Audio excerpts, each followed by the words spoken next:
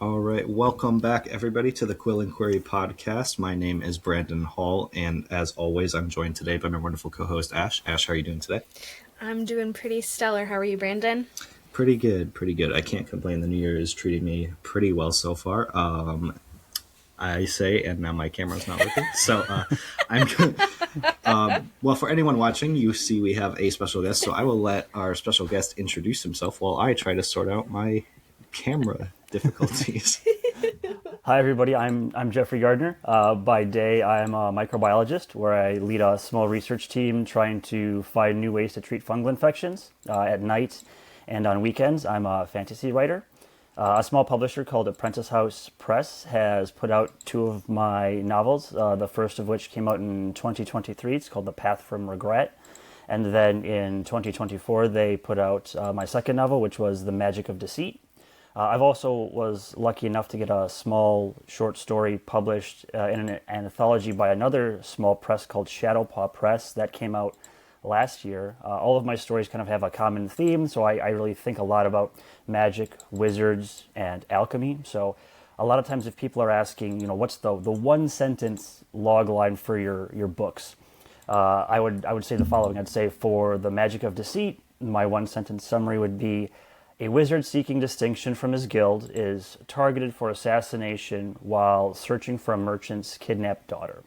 And hopefully that's interesting to you. Maybe not, but maybe the second one would be, and that's The Path from Regret. And the one sentence logline summary for that is: a powerful but despondent wizard tries to magically erase his memories while racing to stop a rival from inciting a rebellion. And then if I had to give a pitch for my short story, it would be a young man who wants to become a wizard learns that it's not magical talent that really matters, but instead coming to grips with the dire cost for such power. So again, you kind of get the sense that I'm really into magic, I'm really into wizards. All of my protagonists and antagonists have some type of magical ability. The place where the magic and the alchemy happens in my stories is a focal location, and those are the types of things that I really like to see in the books that I read, and so those are the things that I incorporate into my writing. Excellent. Wow, I'm impressed with your one-liners. If anyone asked me a one-liner for my book, I'd be like, yeah. So I loved it. Loved to hear it. All right. Well, hopefully my face is back for all of you. It is. Thank you for that intro, Jeffrey. It was timed like perfectly to where I got the camera back on, so I appreciate Wizardry. that. Yeah. Wizardry. I did have the pleasure of reading your short story that you shared with Ash and I earlier today, actually, because I meant to read it earlier this week, and I was like, oh, I forgot.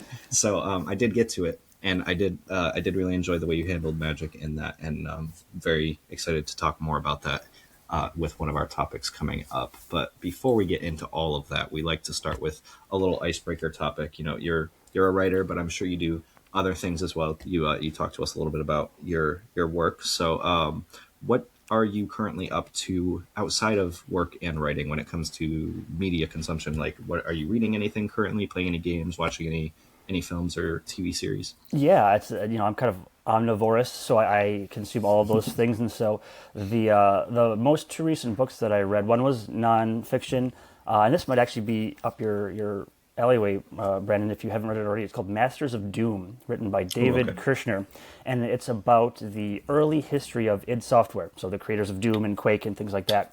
And so it's a really cool bit of kind of journalism in the sense, of video game journalism, in the sense that it's talking about the major characters that created id Software, so John Carmack and John Romero, and what they were working at Apogee Software at the time, and then how they spun off and then created Doom and Doom 2 and Quake and things like that. And the personalities, how they are very different from one another, and what it took to actually make Doom be a thing. So that was actually really a cool book that I read recently. And then I just finished not too long ago a collection of short stories by Robert E. Howard. And it's one of the Del Rey collections. It was called The Conquering Sword of Conan. So it's all the Conan Barbarian stories. And so Del Rey put out a 3-volume set. And I finally finished the last one and really enjoyed that sword and sorcery type of story, which again is very different than kind of the stuff that I write, because in all of the Howard stories, sorcery is always black magic done by bad, evil wizard guys, and Conan, being the non-magic user, strong guy with the sword, always vanquishes them. But I still kind of like reading those types of old-timey fantasy stories. In terms of kind of other non-reading stuff, I'm currently playing Chasm on the PS Vita, and that's a Metroidvania type game where you're this lone knight going into these mines and chasms trying to rescue a mining town whose villagers have been kidnapped. So that's been really fun. And then I just recently got a Netflix subscription, maybe just before Christmas. And the first thing that I watched, and so far the only thing that I've watched, is the first season of One Piece. So I don't know anything about One Piece. I never watched the anime, but the premise seemed interesting, and so watched the first season of the live action, and actually really enjoyed it. I think that again, I don't know the anime per se, but the characterization I really, really liked. In particular, the actor that played the Zoro character, the strong swordsman, I thought was really great. So that's kind of what I've been up to in the past month and a half in terms of consuming stories. Very cool. I did appreciate that book recommendation because I have not heard of that. But as someone who is dabbling in game development and plays a lot of games, that'll definitely be going on my TBR for sure. Also appreciate the PS Vita throwback. I never actually owned a Vita. I owned the PSP before that. So I'm not familiar with a lot of the catalog of games that are available on the Vita. I'm going to show my age here because when people talk about retro gaming, they talk about, PS3, original Xbox. And I say, oh, that's cute. My first game system I ever had was an Atari 2600. Mm-hmm. Dang. Yeah. So there you go. I come from the way back. Yeah. Very cool. Yeah, it sounds like you consume a lot of entertainment like I do. So, very cool to hear. I have not partaken in the One Piece fandom. It's partly the anime just because of how long it is. Really, yeah.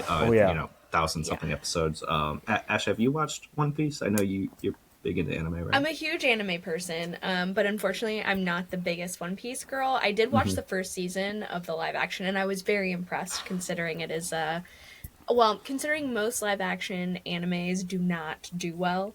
I thought they took a lot of care towards the source material, and the actors I thought they chose were really great for the characters of the anime. So yeah, I don't think season 2 is one that I will watch just because it's just not really my cup of tea, but for what it was, I was really impressed with it. Yeah. Yeah, Mandy says she's afraid to get into One Piece. I haven't even had phone contracts that long. Yeah, it's yeah, it's a slog. It's just intimidating. You're like, where do I start? And people are like, you have to start at the beginning. Like, you'll lose context for this stuff. And it's just, it's just one of those ones that if you have the time, you have the time. And if not, meh.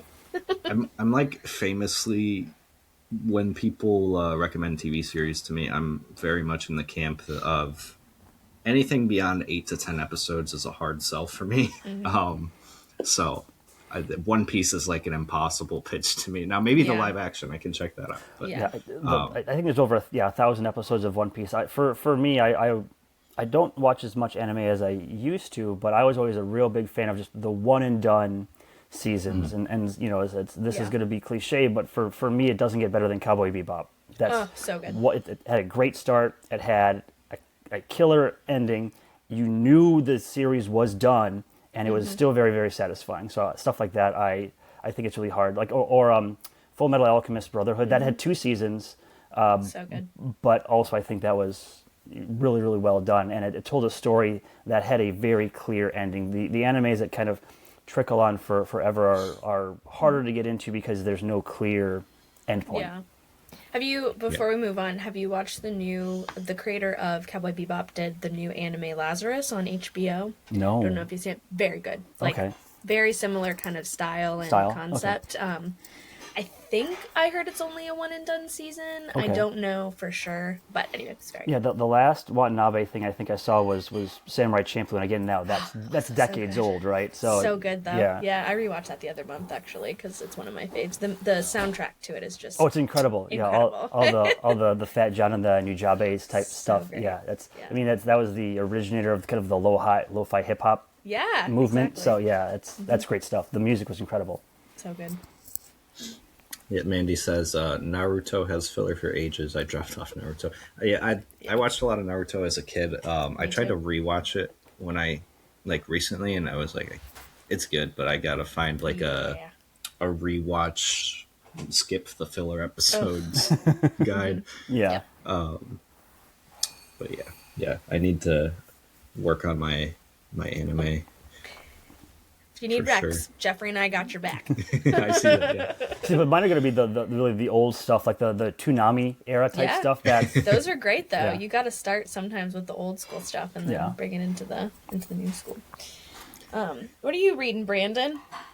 I actually have it right here. So I grabbed this on Nice. holiday break. It is the one of the first Halo novels. It's the Flood. It's essentially a novelization of the first video game, Halo Combat Evolved, and it's actually really good. I read it a long time ago, but then I found I don't have my copy anywhere, so I bought it again, and I'm rereading that and having a blast. It's serving as inspiration for like a sci-fi short story that I'm working on. So Nice. that's kind of the reason for that venture. When it comes to like what I'm watching and what I'm playing and stuff, mostly watching the Fallout TV show right Yeah.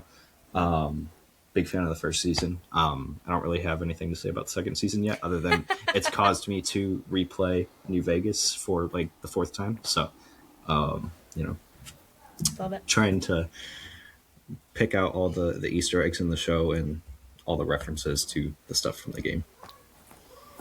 Hell yeah. No, we've been watching Fallout too. And we've been liking the new season. And it's funny because I'm not a video game person. I know a lot Yeah. about video games and like the lore because I'm on Tumblr all the time. Yeah. But it's funny because Ross, my partner, has played it and he'll be like, oh, that's that. Oh, this is a direct scene from the game. And I'm like, Yeah, right. yeah, that's sick. That's awesome. We also watched Pluribus. Don't know if you guys watched that. So we finished Pluribus. I haven't, but it's been recommended to me really a ton. great. Yeah, super fun. And then what I'm reading is Weaving Shaw by, I'm going to butcher this name and I'm so sorry, Heba Al-Wasiti. It's like a gothic, it's an advanced copy. I devoured it. It was insane. It's like a gothic romance fantasy. And then I'm rereading 1984 just because it's been a minute and everyone's been quoting the Orwell quote and I was like, I think I need to reread this. So that's what I've been consuming lately. All right. Well, I think it's time for us to get into the interview questions. Jeffrey, I'm going to give you the option. I know you touched on a lot of your published work already, so I can skip that first question, or if you have more to expand upon with, your about you and your published works, I'm happy to pose that question. But I also didn't want to waste the time on it if you feel you've said your piece.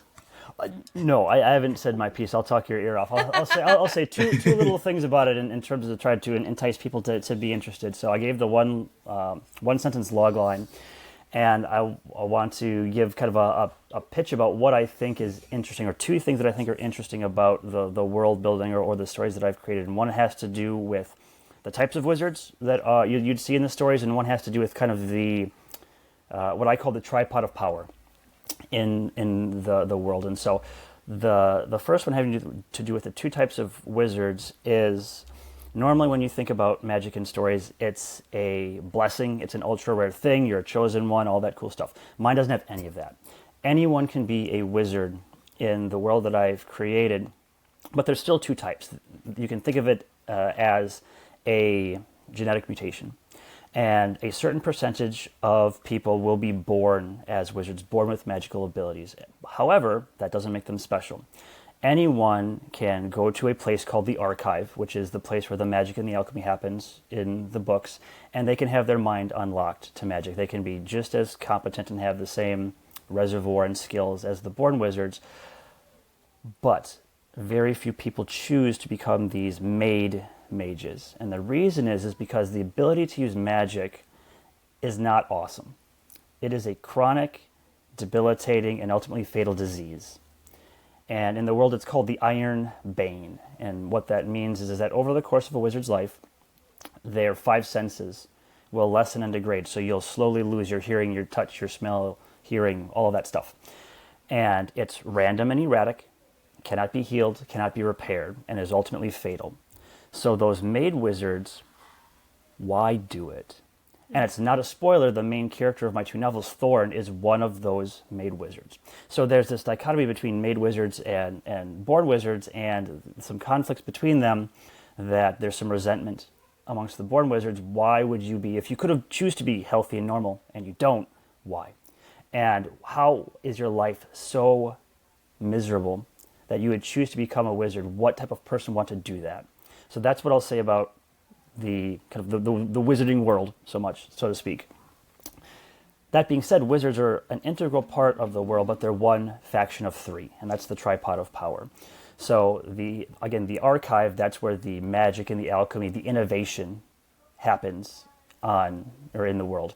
But then there's the merchant guilds, which are very, very powerful economically, and they control all of the commerce and actually the communication across provinces and across the planet.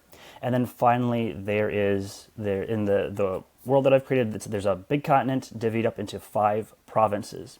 And each province is ruled by a prince who controls the military. And you can think of this tripod of power as paper, rock, scissors.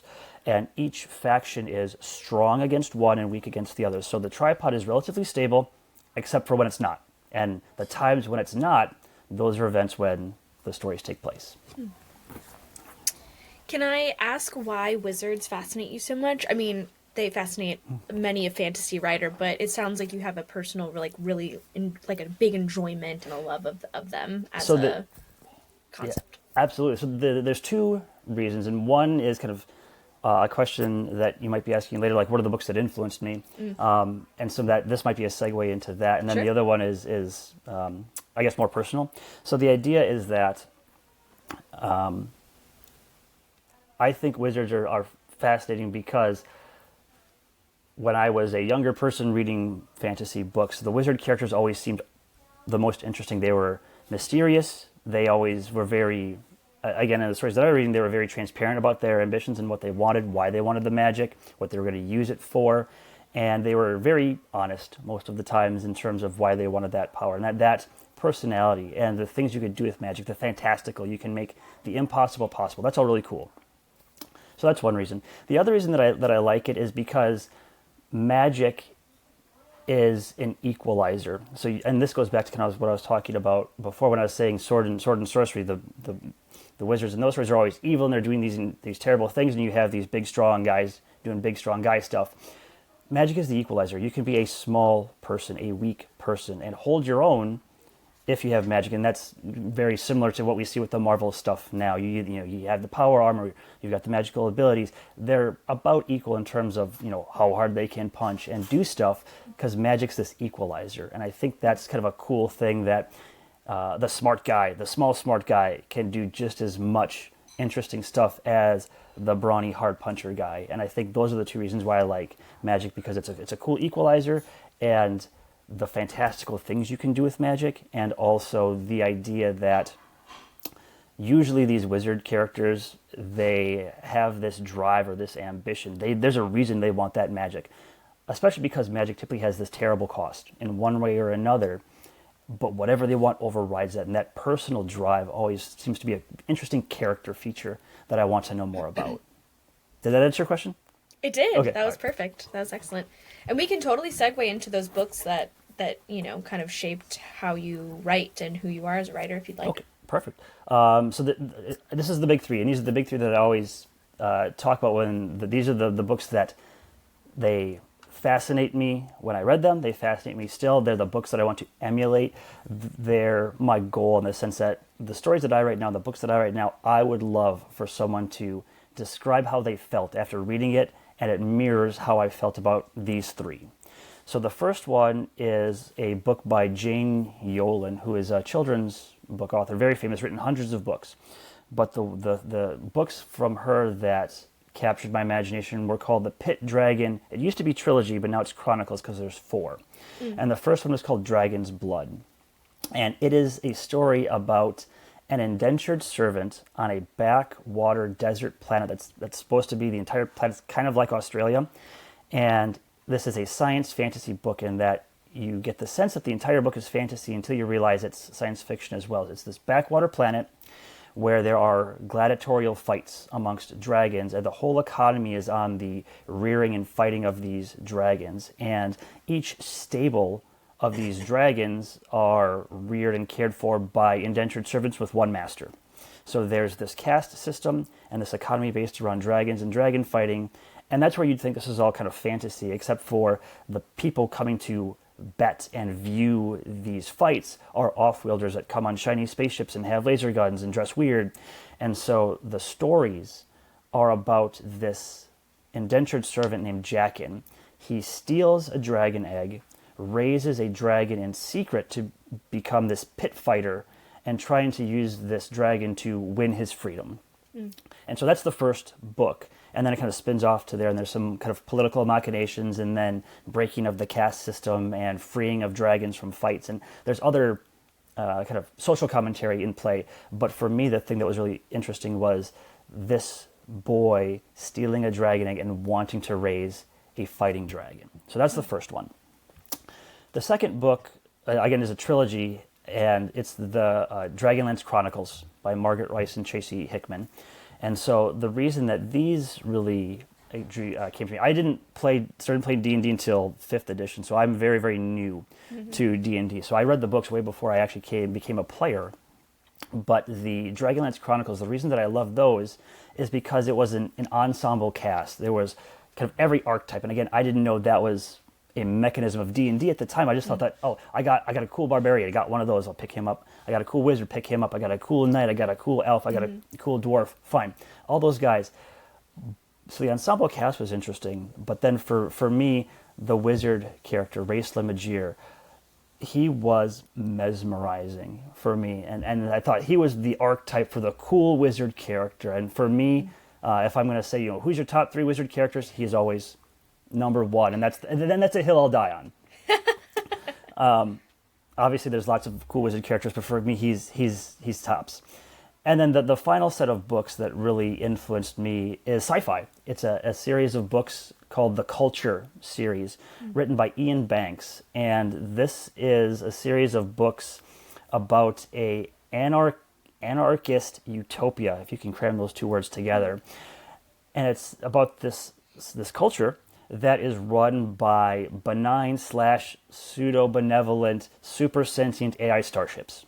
And this idea is, if you have technology that borders on magic, nothing is beyond you. You can live forever. You can be immortal. You can change yourself to be whatever shape or form, alien or not, you want. It's a post-scarcity world. If you have this impossible level of freedom, how do you fill the hours? What do you do?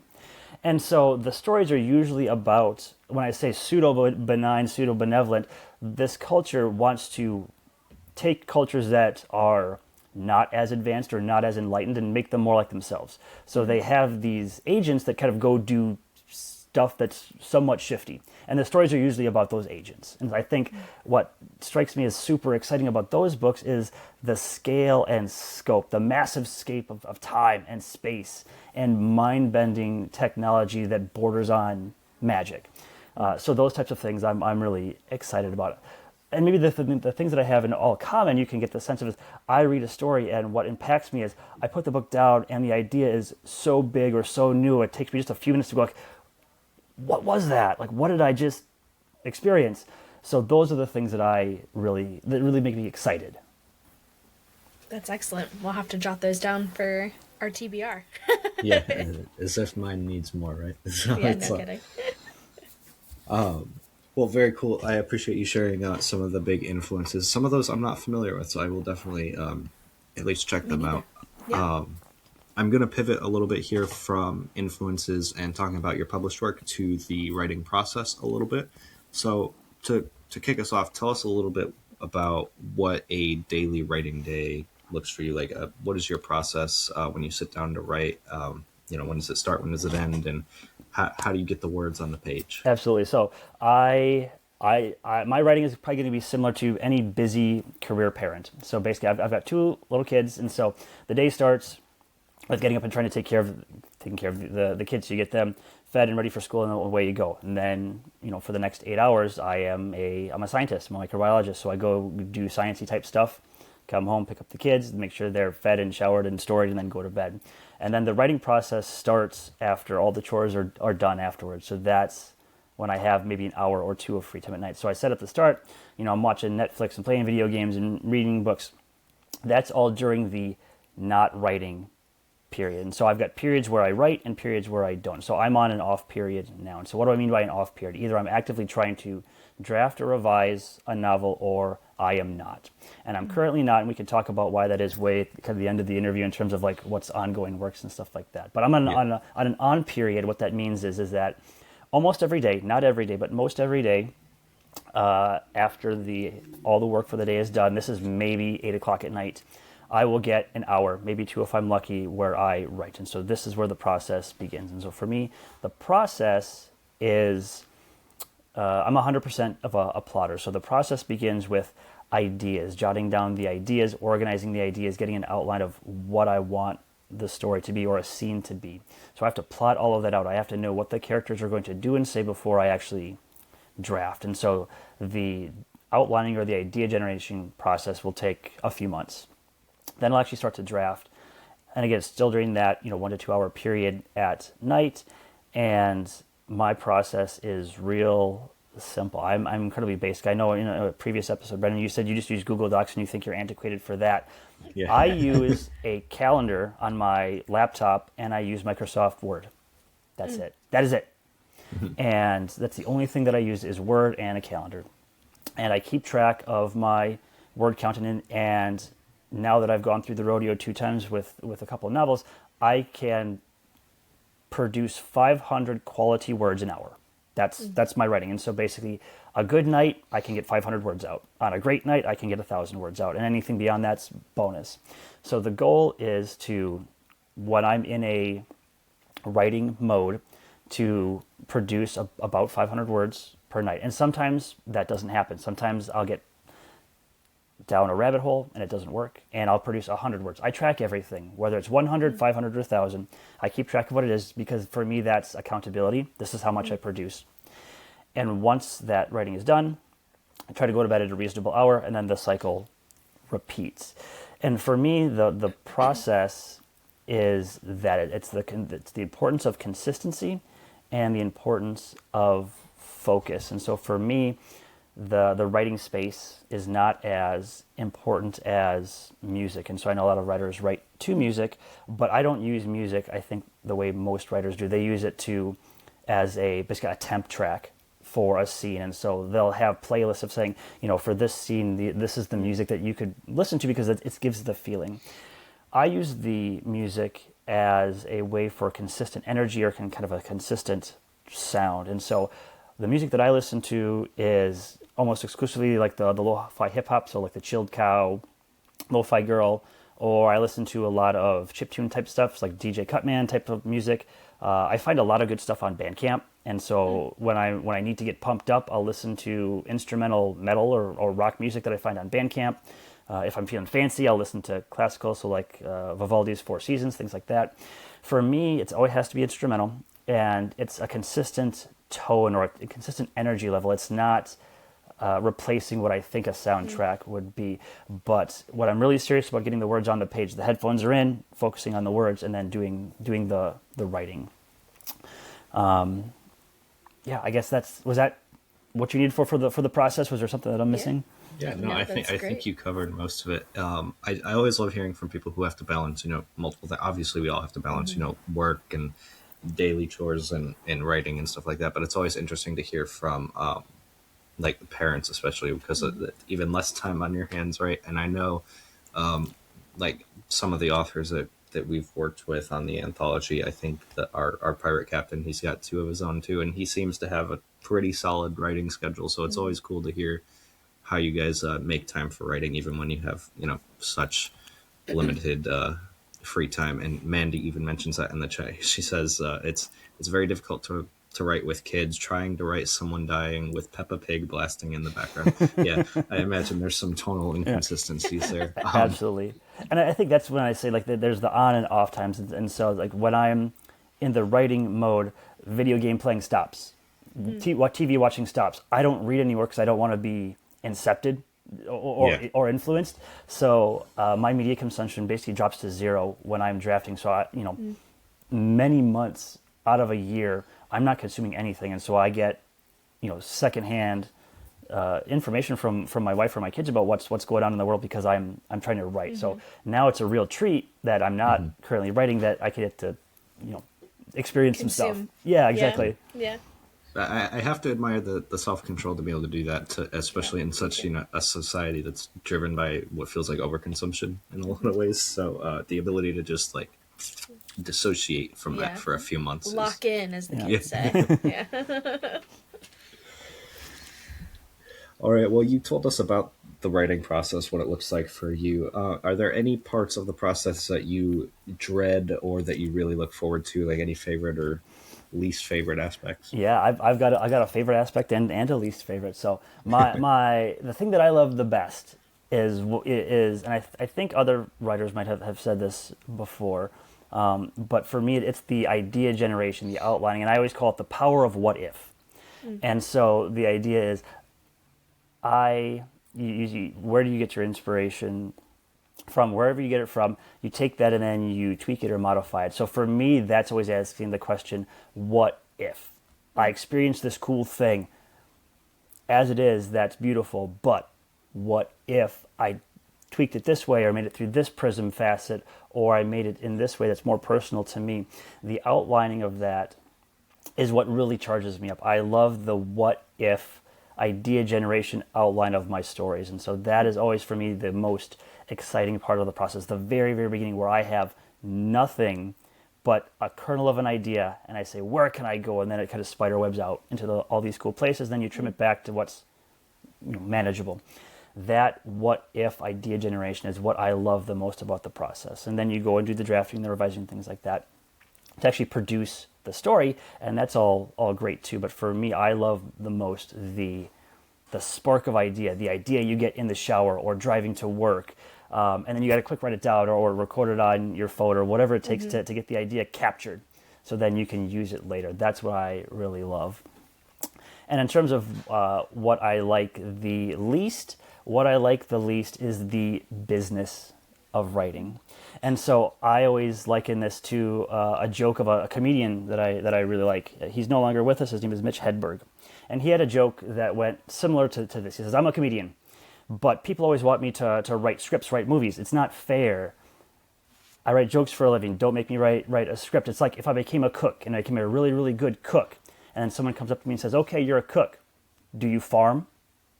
And it's the same idea. It's I have read craft books and I've watched videos and I've got critique partners and I do all of this work to become a better writer. And now, these days, writing the book is the easiest part of the process. It's not fair because now you have to market and you have to promote and you have to sell and you got to have your elevator pitch and you have to do everything in the orbit of writing other than writing. And so that's the state of the game, and that's the game we have to play, but that is the part that I like the least. That's a really good segue into kind of like the next question about how it has been working with a small press. Like, how much do they handle? How has the whole process been, et cetera? Yeah, no, and this is you're gonna have to probably cut me off from gushing because I've had really great experiences with both of my small presses. So, It's good to hear. The first one, Apprentice House Press, is incredibly unique. So I have a fairly good bet that this is not something that you or your audience has heard of in terms of what Apprentice House is. And so what is Apprentice House and why do I love it? Apprentice House Press is the nation's only student-run, student-driven, royalty-paying small publisher. What does that mean? It means that Apprentice House Press is part of the communications department at Loyola University in Baltimore, Maryland. They have a submission window that is going to close here in 2 weeks. So it's October to February every year. They have a single call. Books are submitted to Apprentice House of all genres. It's omni-genre. Students that are getting a communications bachelor's degree at Apprentice House are the acquisitions editors, they're the developmental editors, they're the line editors, they're the cover designers, they're the book production editors. These are all done as part of classes under the direction of professors and book production professionals. And at the end of a 4-semester sequence, these books that are submitted by authors are published. And then once they're published, they keep track of all of the sales, and then royalties are paid out on an annual basis. They do editing, they do cover design, they handle distribution. They do not do the marketing and promotion, which maybe colors my last answer. Got it. Understood. And so for me, that's awesome because my day job is as an academic, and this idea that I am a new writer, these students are working on becoming new editors and book production people. It's a symbiotic relationship where we're helping each other learn and grow and be part of the publishing process. I love that. And that's not for everybody. Some people want to come in and want a seasoned editor, and they want to have people that have a very polished set of cover designs and lots of experience for editing, and they want this huge distribution network, and they don't want to have to do any marketing and promotion on their own. And so that's what I think most people think of as true traditional publishing. You're not going to get that with a lot of small publishers. There's going to have to be some give and take. And so in the case of Apprentice House, you're working with these editors and these students to produce your book, and you have to be okay with that. And I certainly am, and I've had great experiences. I love how my books come out. I've gotten compliments on the whole thing, covers and production and all that stuff. So I think it's a very well done process, a great product. And I think the coolest part is at the end when we have these students that are graduating, and they're saying that normally, if you're trying to get a job, say at a Big Five publisher or some type of marketing or company that deals in media, you would say, okay, here's my portfolio that I did for a class, and you show the portfolio. The students from Apprentice House, they can bring in the book or books, and they said, this is a product you can buy on Amazon or bookshop.org or Walmart or Target or Barnes & Noble. You can go buy this now. This is a product that you can pay money for, and I made it, or I helped make it. And I think that's really compelling. And I think that helps kind of everyone. So that is Apprentice House Press, and my 2 novels are from there. The short story is another small press called Shadowpaw Press, and that is based. It's a single person based out of Canada, and I've actually had really good experience with them as well. And so it first started out that this person, his name is Ed Willett. He's a Canadian author, but he also has a podcast called The World Shapers. And he does interviews much like this, and people come on and pitch their book, talk about their stuff. And for several years, he doesn't do it anymore, but for several years, the people that were on the podcast, he would come back at the end of the year and ask, would you write a short story for an anthology? And then he puts a Kickstarter up, and if the Kickstarter gets funded, the authors that were on the podcast write the short story, they produce the book, and away it goes. So if you're ever looking for ideas for the Blades for Hire #2, that's great. That might be awesome. that might be a mechanism. Yeah. Very But cool. yeah, but it was one of those things where the Kickstarter money came in, all the authors got paid a acquisitions fee, and I don't know if it's not a royalty, but they got paid for their short story, and then that got published as well. So you can find that through Shadowpaw Press or anywhere you buy books. And so both cases, they're small operations, either run by a single person or by a team of students. And as with all small presses, there's a give and take. Some things they do great, some things that's not their specialty. But in all cases, I've been really, really happy with where my work has landed and the response that it's gotten. Yeah, I love the student press. I think that's awesome. I've never heard of something like that, and that's really great that you're sharing it to our listeners, because I don't think, most people think you can only do self-publishing, or you try to do the big 5 or major trad publishing. So this is a good reminder that small presses exist, and and can be helpful in your career. There's a lot of small presses. In fact, I say that Apprentice House is the first student run associated with the university. It's not the only one now. I know Sure. that there are several out in the Pacific Northwest that have similar models now that do the same thing. And the thing with Apprentice House is, again, that this is omni-genre, which means that my fantasy stories are an outlier. If you go look at the fantasy or the Apprentice House Press catalog, what you'll see is literary fiction, memoirs, Funny. biographies, and every once in a while you'll see something about a sad wizard boy, right? And so it's very different. And this omni genre is cool because then they can pick whatever they want. It can be the best of the best, but that means you're not just competing with other fantasy writers. You're competing with all writers. And so I should say that for Apprentice House Press, the success rate is sub 10%.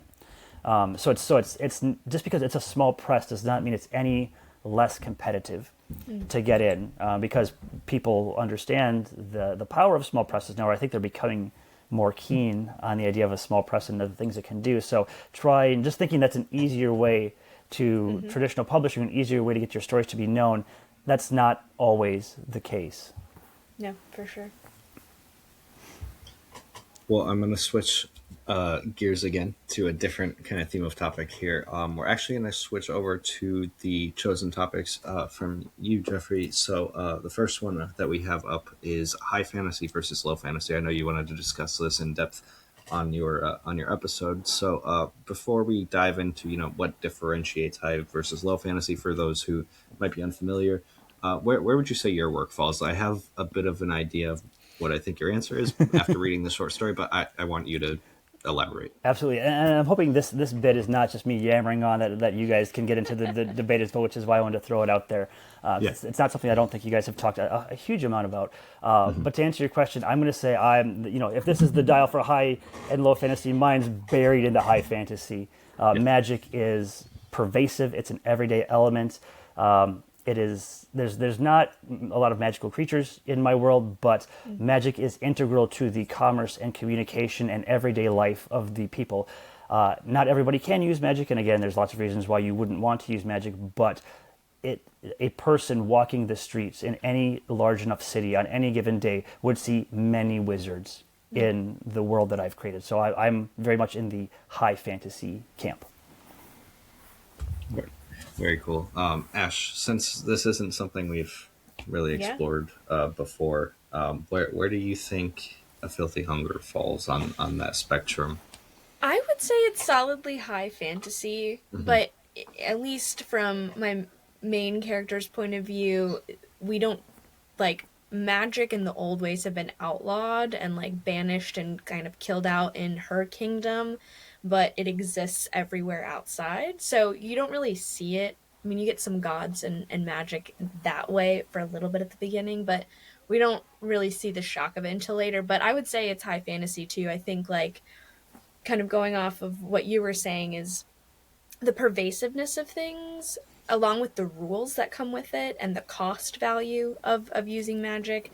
I would consider a low fantasy or soft fantasy something where it's there's magic and there are monsters, but that's not the point.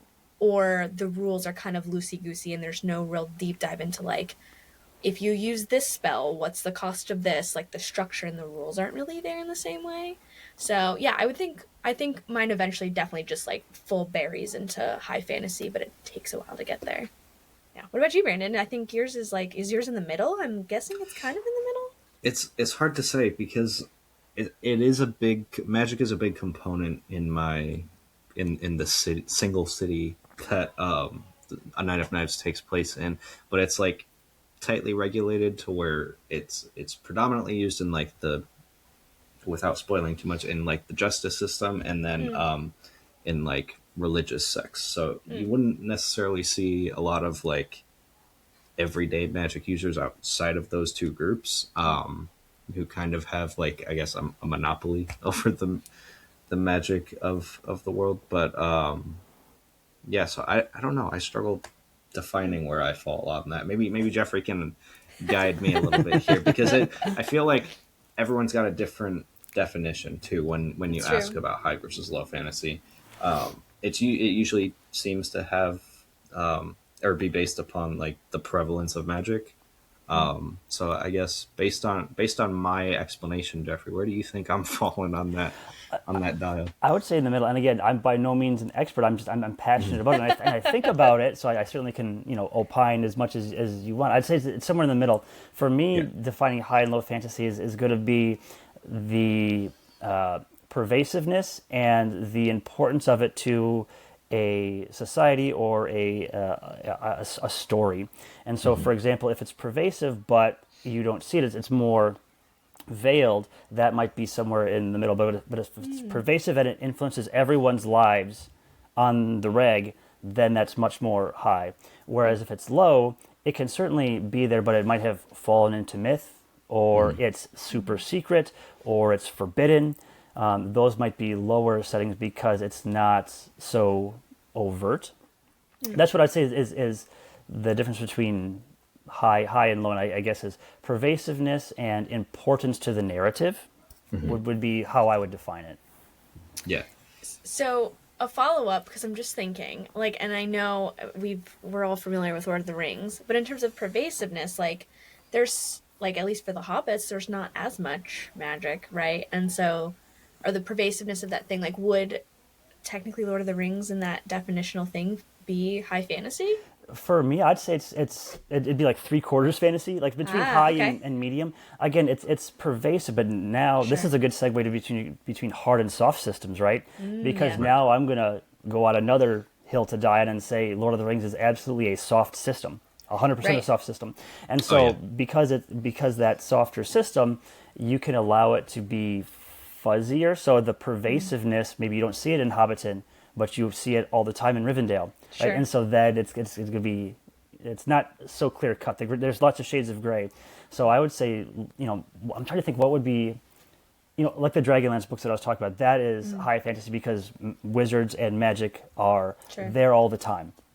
Whereas things like Song of Ice and Fire, that's a low fantasy. I mean, yes, magic exists, but it's very specific to very certain types of people or places or objects, and it's not pervasive. You go to the wall, there's no magic there, but you go on the backside where the whites are, it's kind of there, but it's this diffuse type thing, and it doesn't influence everyone's lives every day.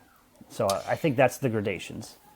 I think, now that we're discussing it, I think I have mushed together in my definition of a high fantasy. I've included the hard system in that definition of what I consider like a high fantasy to be.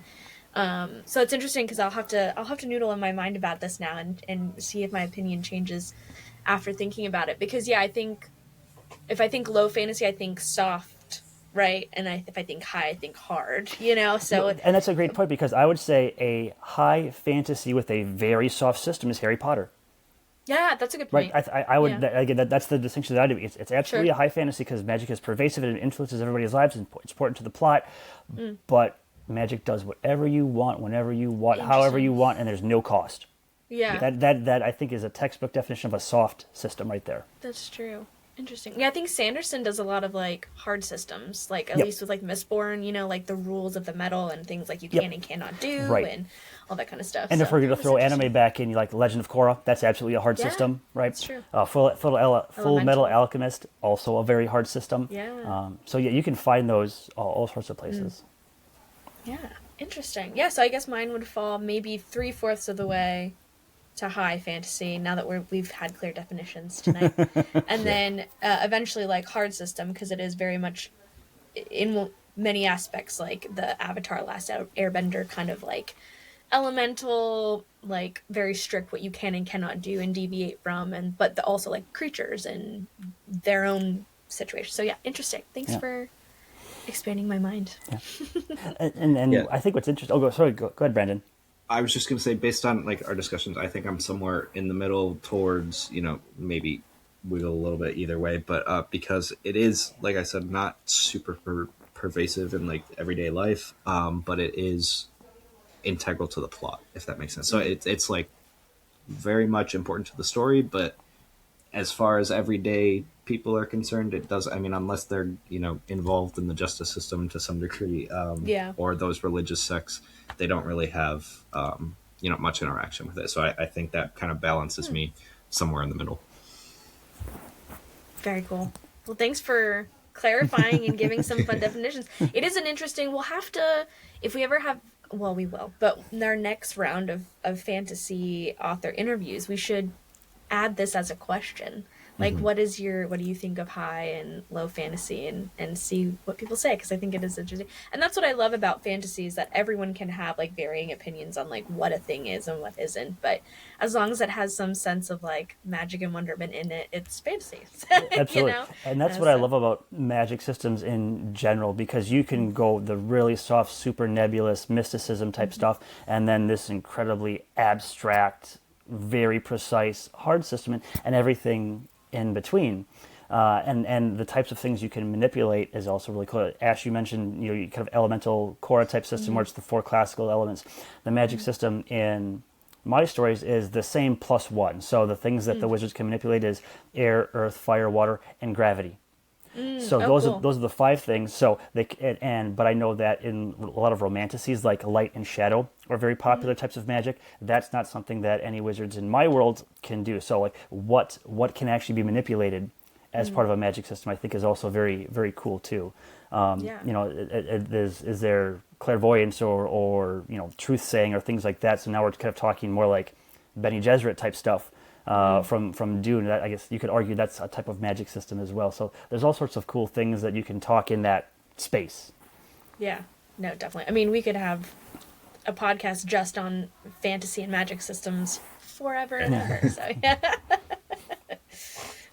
yeah, I would say I'm very much in the camp of all the magic that I write and have written falls into the soft category. I like the flexibility I get with it, and I'm not very good when it comes to like setting rules and sticking to them with myself, because then I'll discover something new that I want to try, and then I'm like, well, I have to break the rule that I already established over the past 100 pages or so. So but I do like reading hard magic systems. It's just it's not the type of thing that I typically write. To be fair, I'm not putting a value judgment on high or low versus soft and hard. I'm just saying these are the things that I like, and these are what are in my stories. And so I think that you can have incredible stories that have all of those things.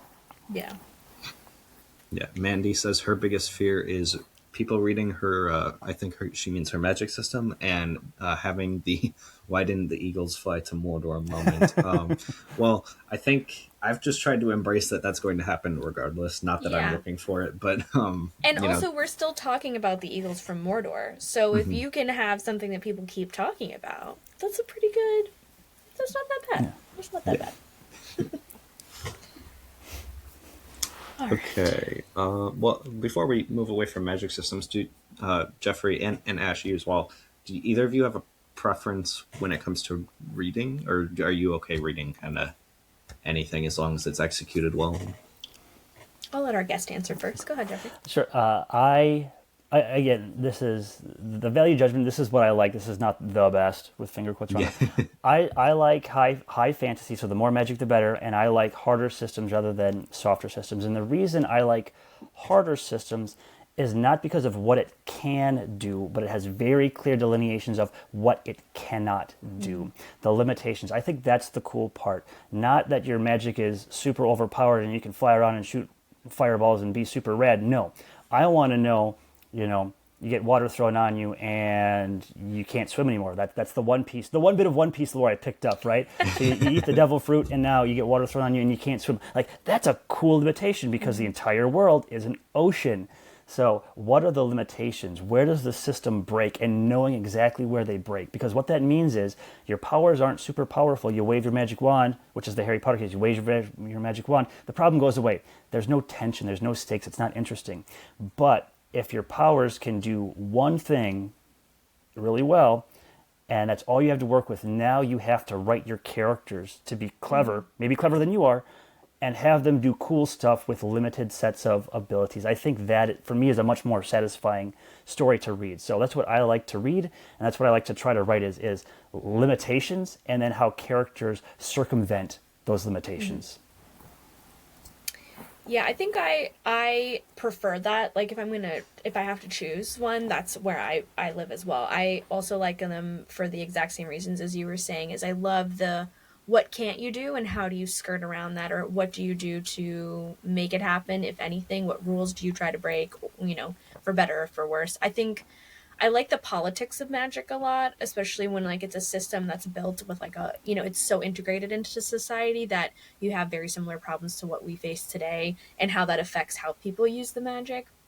But I also enjoy like a good soft fantasy and soft, or low fantasy soft system too, because sometimes you don't want to think too hard and be like, whoa, what would I do in that situation? A lot of romantasy, which I tend to read when I like just need a break, is very similar in that way. But I've found as long as there is some structure, like I can't read a low fantasy with like a soft system structure and it's just kind of meanders. Like I need bones to it. It's got to have some structure at some point. But yeah, I think I definitely lean high and hard most of the time. What about you, Brandon? I think you're kind of in the middle too. Am I guessing incorrectly? When it comes to reading, I don't really have a preference. I'll read anything if it's executed well. Honestly, like if outside of my genre within fantasy, I don't really have a ton of preferences when it comes to like the magic systems and things like that. So yeah, I don't really have a lot to add to this this question. Just as long as it's done well, I'll read it and I'll Yeah. probably enjoy it. Well, do we want to pivot again to? We have some more like I guess it's not super serious, but I think I'm gonna switch to the AI question. Is that okay, or Yeah, do you want to do totally something fine. else? Okay. So we were wondering what your thoughts are on AI and its effect in the publishing industry and arts in general, considering I know you said you're a microbiologist, so I don't know if AI plays now a part in your work or how it's affected you and how you write and the publishing process. Anyway, give us your thoughts on AI. Sure.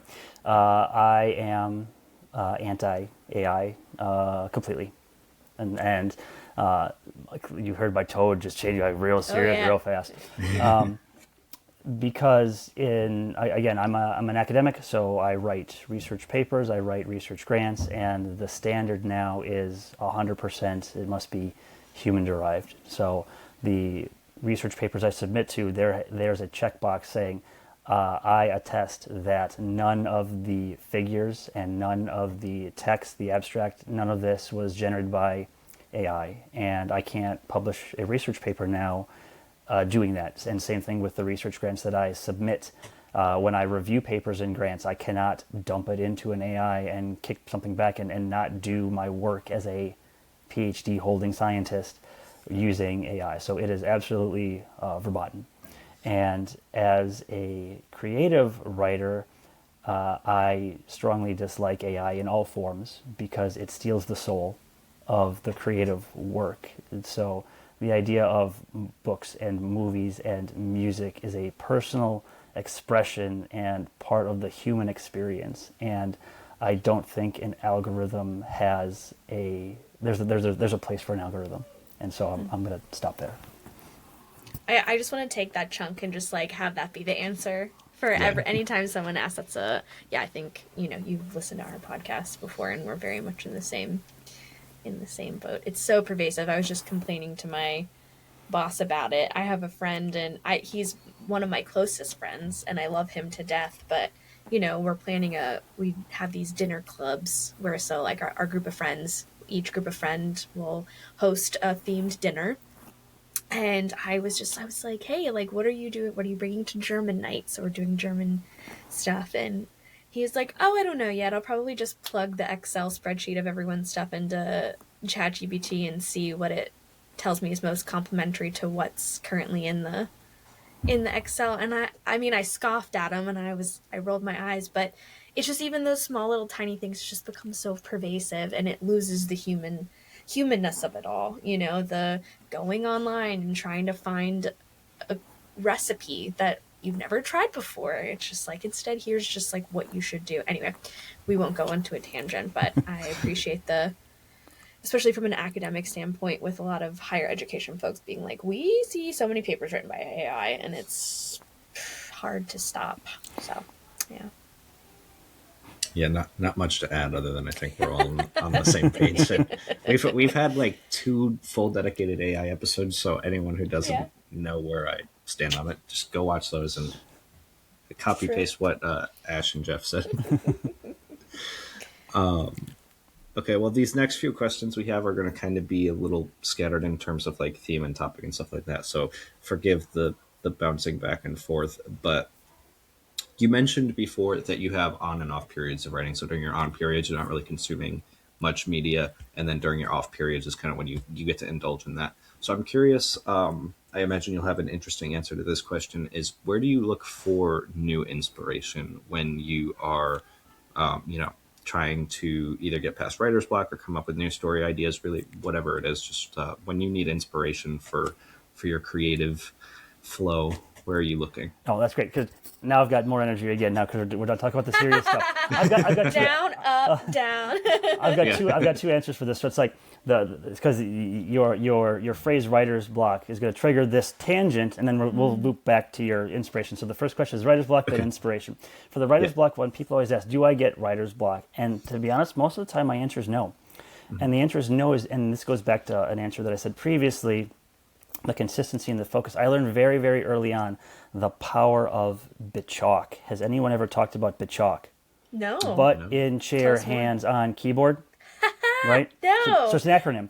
It's an acronym that is a reminder to me, and you could type in bit chalk in the Googles and you'll get the same thing. Butt in chair, hands on keyboard. It's meant to keep you to focus. The purpose of being a writer is to write. Sit down, produce. And so those times of, when you think you've got writer's block, I get that idea of the chalk. Sit down and write. It doesn't have to be awesome. It doesn't even have to be adequate. Get the words on the page.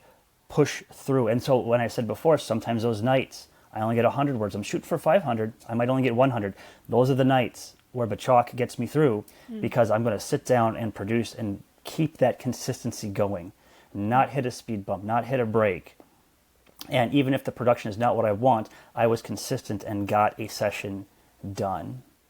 So that's the tangent for the writer's block bit. In terms of the inspiration bit, where do I get my inspiration from? I get it, I think, from places that most people do. They read a book or a news story that excites their imagination. They watch a TV show. They watch a movie. They see a piece of art. Their kid says something funny or unexpected.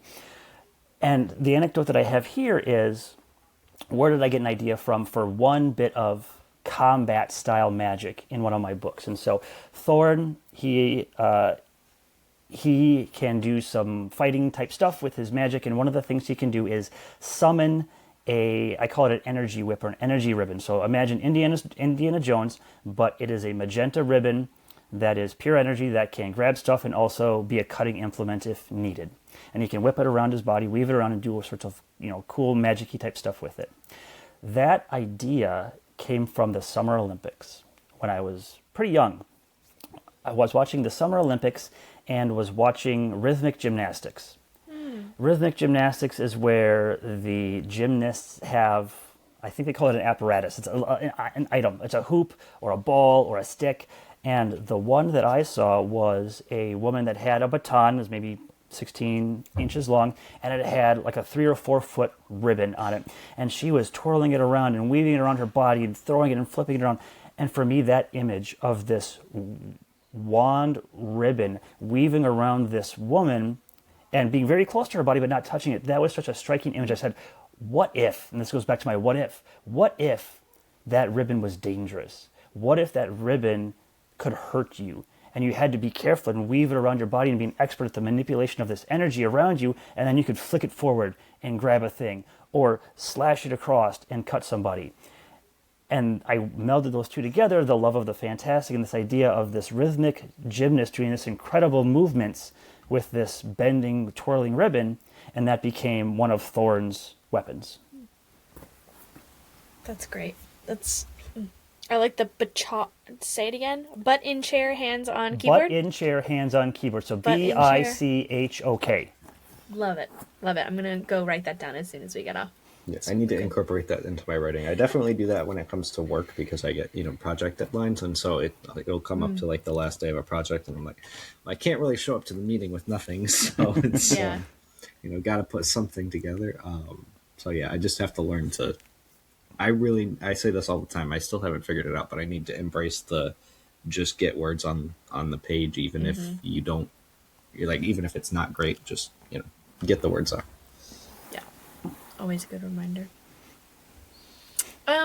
Moving on to the next question, have there been any lessons you've learned that'll change how you approach publishing or who you choose to publish or, submit your queries to going forward in the future? You've had great luck so far, for sure. So what I guess there's two ways that I'll take this. What is the publishing? One is on the writing side. What have I learned on the publishing side is be really diligent about who you query, how you query. There's lots of resources out there that do a really good job. I'm going to put a plug in, and this is very common. You guys probably already know of it, called Writer Beware.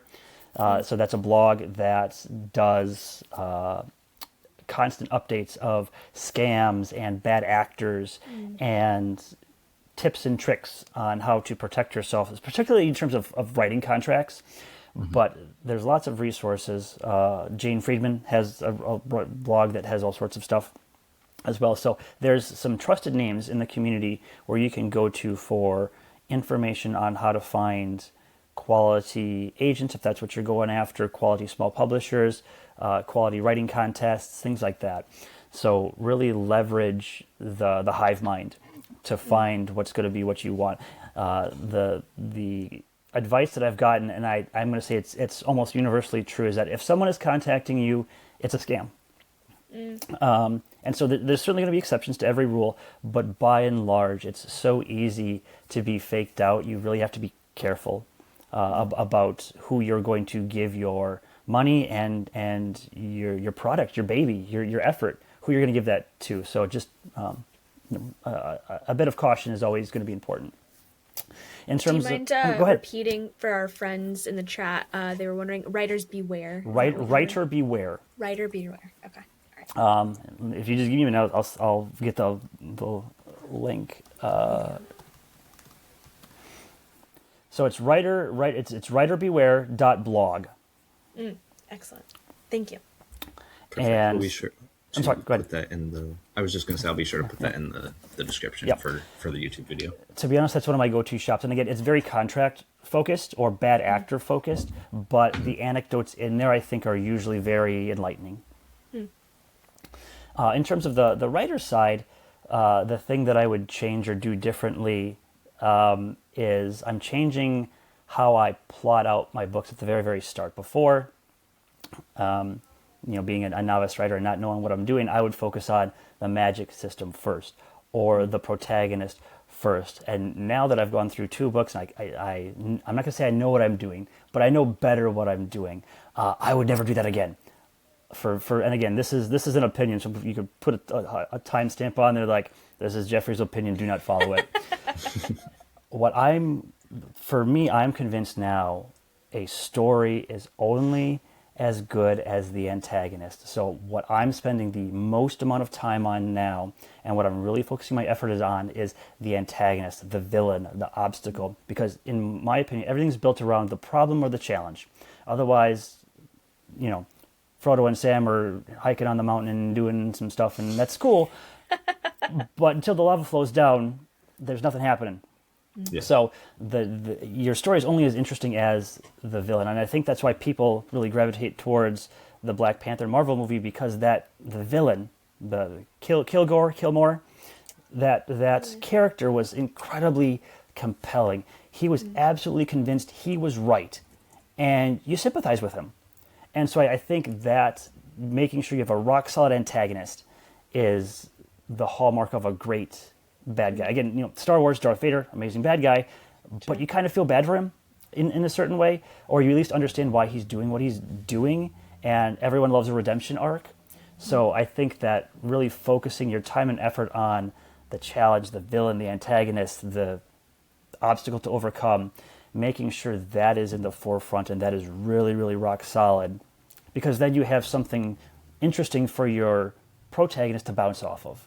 And so that's how I'm going to change my writing moving forward. It's really solid advice. It's also so great to know, like, as you keep writing in your writing career, that you will continue to learn how to do things differently or better or shift, and like just recognizing when you need to do that instead of, I have a problem half the time of like narrowing myself and keeping myself really rigid, and it's good to remind oneself that you should always just be flexible and learn as you go, and always just be curious about your own practice. So, Absolutely, yeah. I agree 100%. Well, I'm going to use something you said earlier to pivot to our next question. You mentioned one of the best pieces of advice you got was if it's someone contacting you, it's typically a scam, which as someone who has to work a lot with cybersecurity, definitely agree with that. So I'm curious, when it comes to like actual writing advice, what is the best piece of advice you've ever received, and then the worst? We like to ask this to all our guests because everyone's always got a really cool answer. This is where I'm rubbing my hands for some fun, because I think my worst piece of advice you guys will have some opinions on.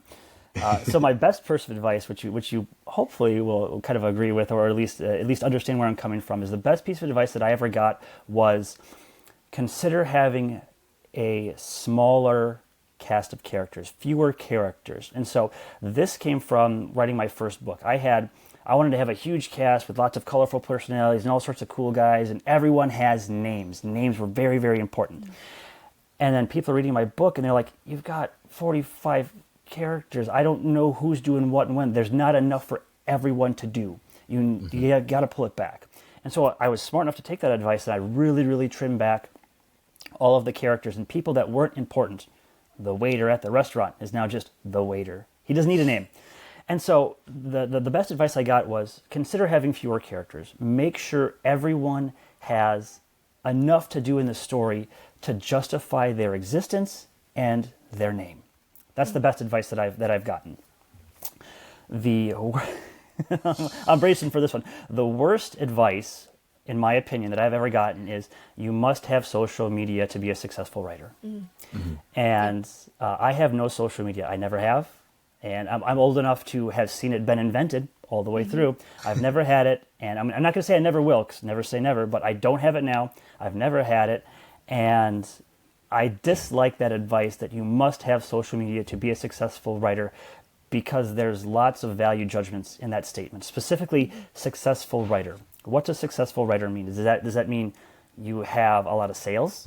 Well, you don't need social media to have a lot of sales. Does it mean you have a big following? Well, big followings don't translate to sales. There's so many anecdotes of that. You need that for visibility and exposure. Well, I don't believe that's true either. So I think that people do it because other people do it, and it's quote unquote the thing you do. And so the anecdote that I hear is for like small bands. And again, I say I listen to a lot of stuff that I find on Bandcamp, and these small bands, they have the Facebooks and the SoundClouds and all that stuff. And I read one interview of one of these small bands that I like. I said, well, how has social media helped you? And their response was, well, it doesn't, but everybody does it, so I have to. So for me, social media is, and this is absolutely like the mid-40s old guy boomer talk going on right here. Social media is such a poor return on investment, and it's a huge time sink, and it takes away from me doing the writing. Now I'm doing everything ancillary to writing. So I have a very hard time convincing myself that it's a worthwhile engagement. So I'm gonna stop there, because I'm sure I've dug myself into a huge hole. No, I think Brandon and I have kind of talked about this before, and we kind of agree. I mean, I agree. I was told by a few, and I use this anecdote all the time, but I went to like a writing conference a couple of years ago, and this question came up, like, do you consider social media following and, engagement when you are picking up a book? And the answers across the board from all the panelists that were all agents were like, no. We don't look at your follower count. We don't care about your follower count, because that's not going to translate, like you just said, to book sales. And I think the one downside, well, I don't know, you can agree or disagree after I say this, but I think for self-published folks, social media becomes really important for marketing themselves, especially if they're not going through small publishers or traditional publishing. I think especially with like the rise of book talk, it's really important for those who just want to stick to self-publishing period to they feel compelled, but I think that they also have to in order to reach an audience. That is a huge component. Now, I'm really bad at social media, so I got my Instagram a few years ago and I was like, I'm going to have a writer Instagram, and thus far have done very little on it. But the route I want to take is a little bit different than like the purely self-published route. So I don't know if you disagree with that, but I think, for the most part, if you're going to go the publishing route, like the trad or small press publishing, none of that matters. But for those who want to self-publish, I actually do think it, unfortunately, is a component of their process. Thoughts?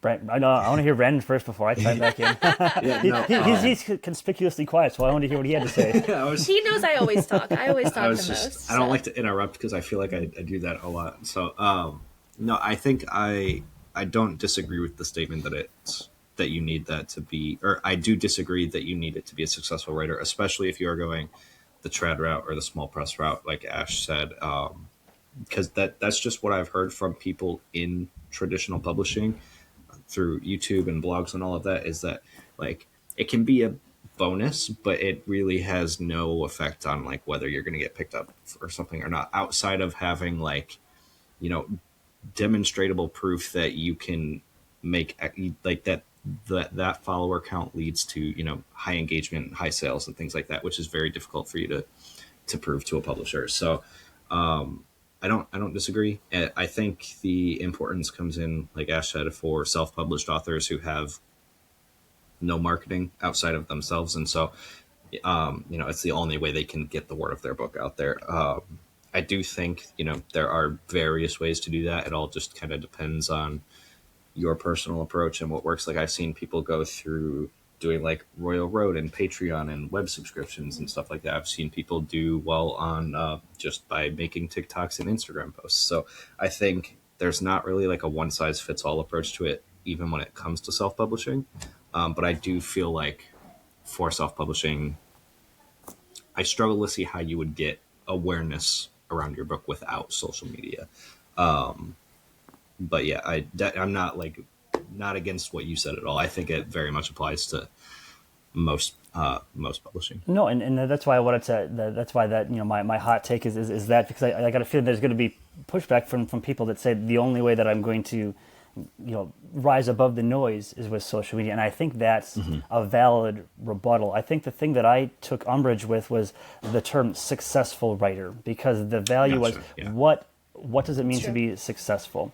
And so my value or my metrics for success might be very different than someone else's. And so to universally say you have to do this thing, otherwise you're not successful, doesn't take into account what I consider to be successful versus someone else. So maybe I'll temper, poo-poo social media. I think you have to, if that's a viable way for you to meet what you consider success, fine. But if it's not, then you can leave it be. No, that's a great point too. I think the clarification or like the kind of nuanced language is important too, because we often use the word success like so flippantly, or like, oh, they're a successful author. But as you said, successful to you is very different than successful to me. And I think I have become numb to the concept of like successful / popular because of like book talk. I'm no longer on TikTok, but like Instagram and the popularity of like even fan fiction getting turned into like best-selling novels. It's like, is that success to you? Is it the money in the bank account? Is it the pervasiveness of your book? Like, so no, that's a great reminder to watch language. And this might further explain kind of my rejection of that idea. Is my metric of success is not sales. It's not viewership. My metric of success has always been incredibly, in my opinion, humble. My metric of success is I produced a book that is out in the world. And after that, people were like, well, now your book's out. Well, now you got to work on getting sales. Like, no, I'm not going to move the goalposts. The goal was to produce a book and have it be out there in the world. That was my marker of success. I achieved that, so I'm going to have, what was my next marker of success? Well, I want to write a series now. And so that is my current marker of success. So the things that I'm doing now, talking with folks like you, or going to book fairs, or trying to get my book in libraries, those are all ancillary things that I can do around that, but I'm not moving the goal of, I want to write a series now that is traditionally published and out there in the world. I'm not worried about money and sales and things that other people might, because they want their writing to be their livelihood. They want to make a living off their writing, and that might be their measurement of success. Totally fine. For now, writing for me is a hobby. It's a hobby I take very seriously, but it's not, it's not something that I'm banking on. So my measurement of success is going to be markedly different than someone trying to make a career out of it. Yeah, totally. Completely agree. I am going to jump past the critical feedback question real quick, if that's okay with you, Jeffrey, just so we can make sure we get these last two before we run close to our time allotment here. So you mentioned, I think at the very beginning, you're currently in the off period for writing, right? Yes.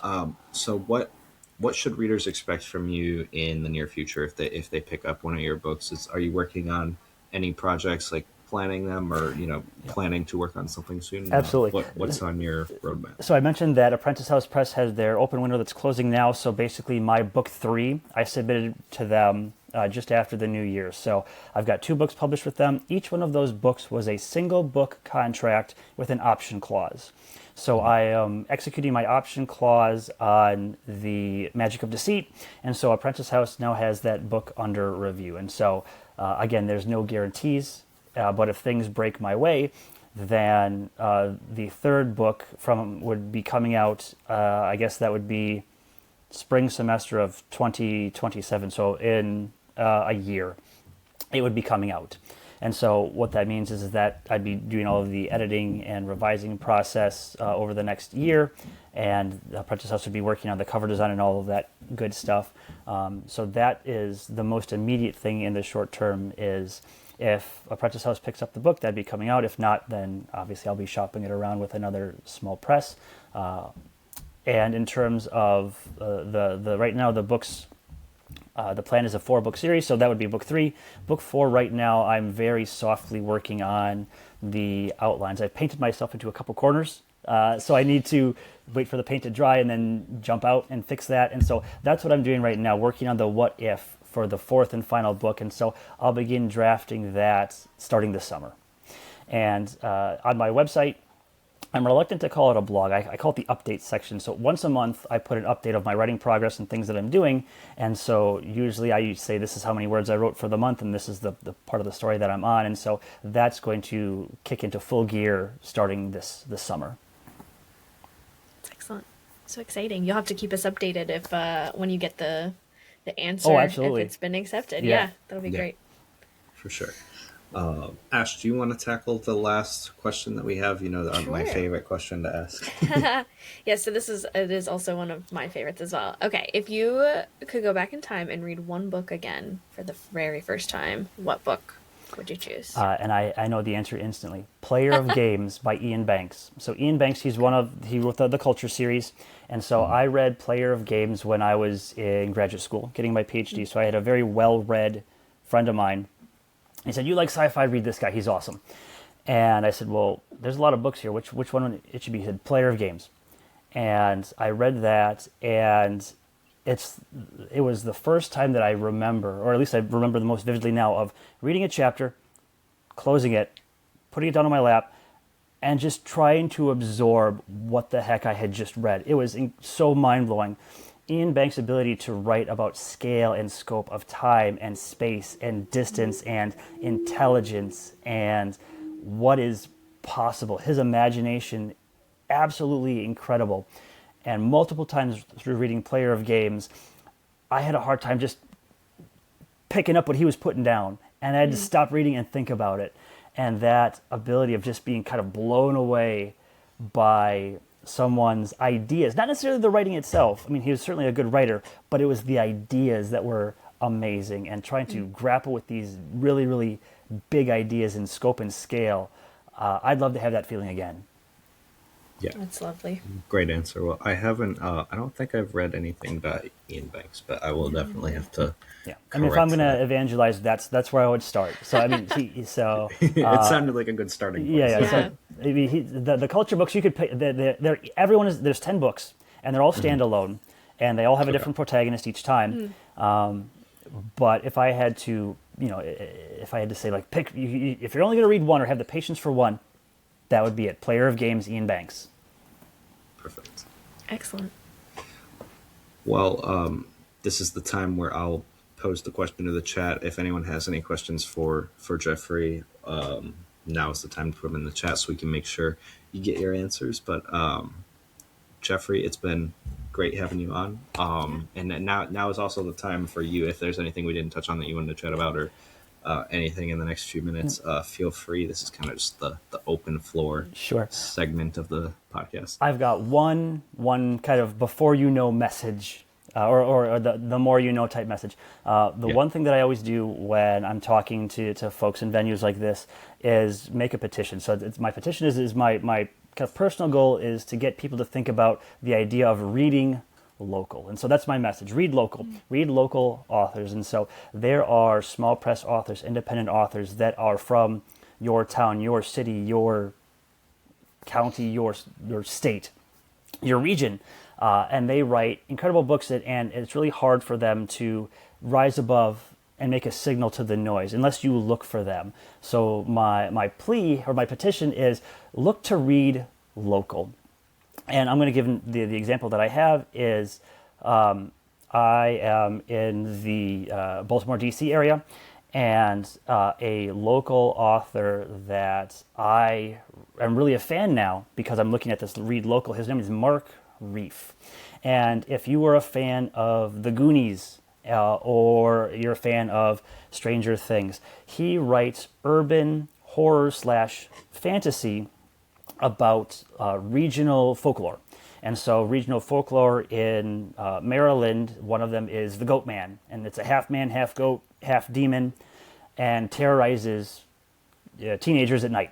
And so there's a book he wrote called Spindle Lane. And it's about a group of teenagers, ragtag, bunch of misfits, who encounter this goat man. Bad things happen, and now they have to set the wrong things right. And again, the best thing that I can liken it to is if it was an R-rated Goonies or like a Stranger Things, the first season or two of Stranger Things. If you like those types of urban setting, spooky, supernatural, young protagonist, coming of age type stories, that's something that I thought was really great. And he is a local Maryland writer. It's such a good message. Thank you for bringing that up. Never heard that piece of advice, or like the more you know. Yeah, So read a good local. reminder to read local. Yeah, absolutely. Yeah. Go ahead, Brandon. I was just going to say we had a quick question from Mandy in the chat. She wants to know where she can find your book. So I think you said it was on Amazon, and you also have a website. Absolutely. Yeah. If you go to jgardnerauthor.com, on the books tab, it's got all of the books, and within that setting, it's got links to all the places you can buy it. So bookshop.org, Amazon, Barnes & Noble, Walmart, Target. I think I've got purchase links to all of those places. Obviously, you can go into the Googles or into Amazon if you're an ebook person and find them all there. Basically, anywhere where you traditionally kind of look for books online, you can find it. The one thing that I will caution is if you just type in J.G. Gardner or even J.G. Gardner and type in an author, more often than not, what you'll get is G.J. Gardner, and they are a home builder company. So you might need to be a little bit careful on how you design your search. But yeah, going to my website, jgardnerauthor.com, should get you where you need to go. And again, I've got Goodreads links to there as well. So if you're like, well, this, the blurb seems okay, what are other people saying? Please go to the Goodreads. There's not a ton of reviews there, but I think what you'll see there might help you decide if you're worth going to take a look or not. Love it. Very cool. All right. Well, Ash, did you have anything to share before we sign off for the night? Nothing to share. Thank you so much for your insights, Jeffrey. This has been excellent. It's a great way to start off our year. Plenty of advice I'm going to go and take myself, and I'm sure our listeners will as well. And I hope we get to have you on again in the future. So thanks for. This is great. Thank you so much. I really enjoyed the chat tonight. Yeah, of course. Thanks for being our very first interview of 2026. Woohoo! Oh, awesome. All right, y'all. Have a good night. We'll see you soon. Take care. See you guys. Bye.